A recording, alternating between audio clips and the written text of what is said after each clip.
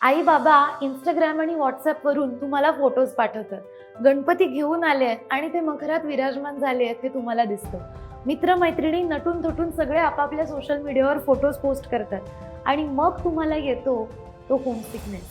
घरापासून दूर राहून कुठल्या तरी कोपऱ्यात तुम्ही लॅपटॉप उघडून बसलेला असतात. मग या सिच्युएशनला डील कसं करायचं? नमस्कार, मी मुग्धा चांदोरकर डाके.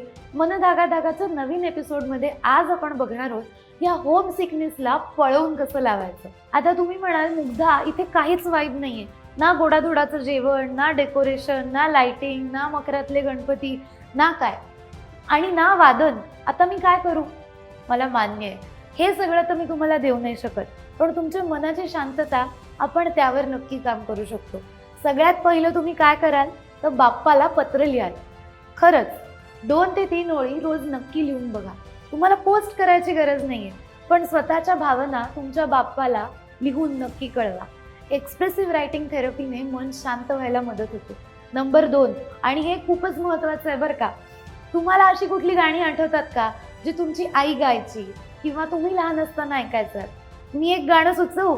अशी चिक्क मोत्याची माळ. मला माहिती आहे तुम्हाला याच्या पुढचं गाणं येतंय. अशीच प्लेलिस्ट तुम्ही तयार करा, ज्यातनं तुम्हाला जर आठवण येत असेल तर तुम्हाला अर्थात चांगल्या भावना, चांगल्या आठवणींकडे मन घेऊन जाईल. नंबर 3, माइंड ट्रॅव्हल करा. म्हणजे काय? मेंटल इमेजरी हे टेक्निक आहे जिकडे तुम्ही डोळे बंद करून कुठेही जाऊ शकता. त्यामुळे रोज सकाळी उठा, 2 मिनिटं डोळे बंद करा आणि तुमच्या घराकडे जा.